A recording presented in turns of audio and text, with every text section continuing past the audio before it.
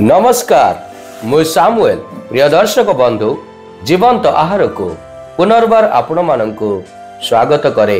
आसंतु प्रतिदिन भली आज मध्य पवित्र बाइबल मलाकी पुस्तक 2 अध्याय 1 पद ठारू 16 पद पर्यंत पाठ करिबा।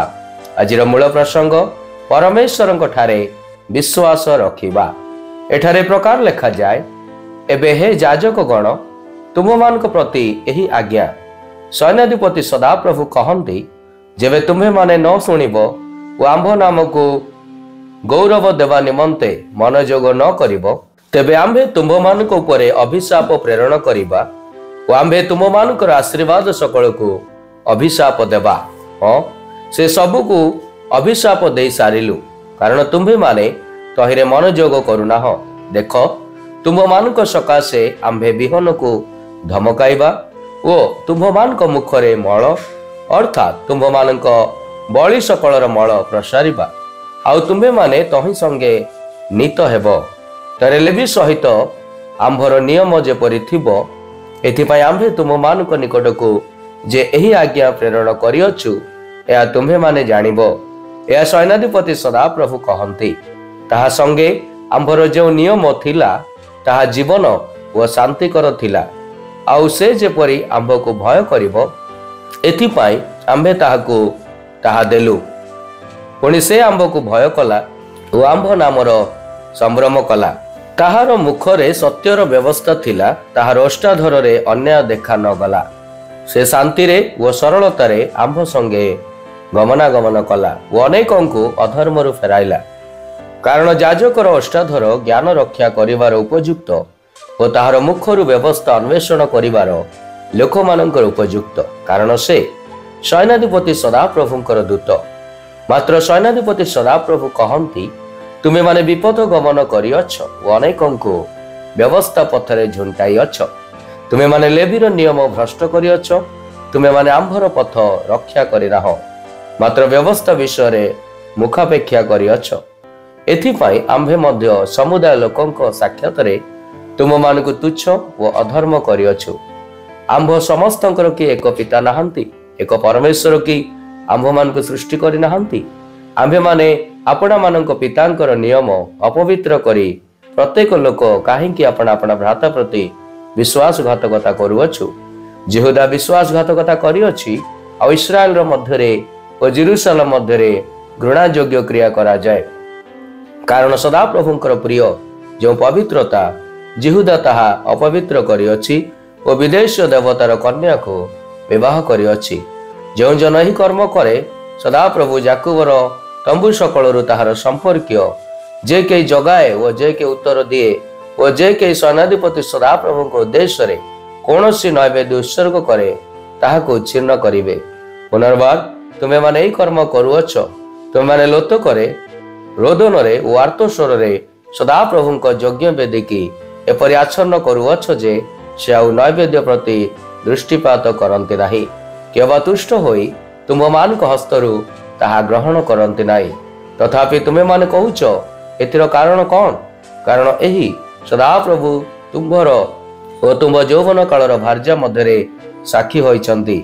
से तुम्बर सखी ओ तुम नियमकृत भार्या हेले हे तुमे ता प्रति विश्वासघातकता करिअछ।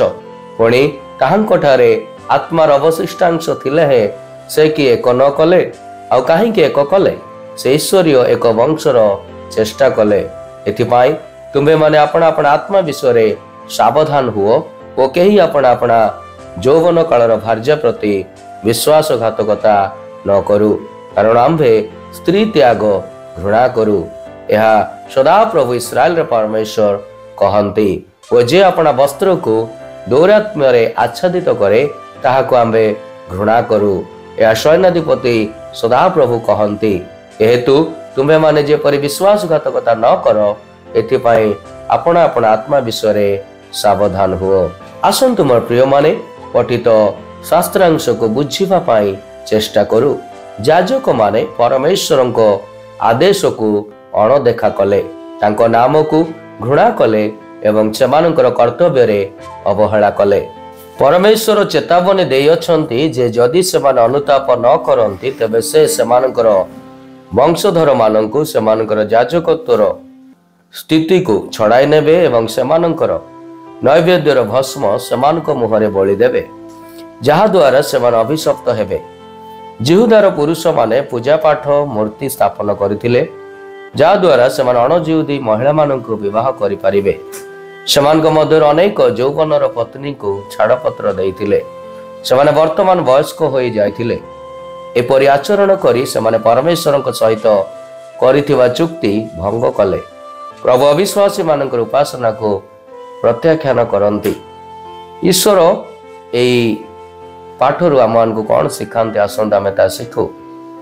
जेतेबेले पुरोहित जे एक पवित्र कार्य करवा उचित से निजर पवित्रता हराइले से परमेश्वर को दृष्टि रे अपरिष्कार दुर्गंधयुक्त भस्म ठारू उत्तम नुहंती।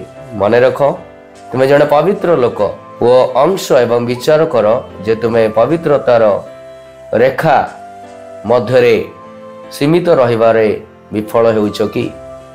विवाह पुरुष एवं स्त्री मध्यरे थिबा प्रतिज्ञा ठारू अधिक अटे। यह एपरि एक चुक्ति जहाँ परमेश्वर को साक्षी भाव धरी थाए। एहीपरि जेतेबेले तुमे तुमर साथी को दुर्व्यवहार किंबा विश्वासघातकता कर तुमे मध्य परमेश्वर सहित होइतिबा चुक्ति भंग करुछ। परमेश्वर को सम्मान एवं गौरव देवा एक तत्वगत किंबा अवक्षय धारणा नुहे बरं तुमर निकटतम एवं तुमर जीवन साथी प्रति तुमर कर्तव्य को सम्मान एवं पूरण करने विषय अटे। प्रभु आज ध्यान रे आम प्रत्येक को आशीर्वाद करंतु। आसंतु आमे माने प्रार्थना करिबा। हे प्रभु तुमर वाक्य को तुम सहित करिथिबा चुक्ति को मोर जीवन सारा सेतरे विश्वस्त एवं न्यायवान रहिबा पाए तुमे आमान को सहाय्य करंतु। यीशु को नाम रे ए प्रार्थना मागिलु आमेन।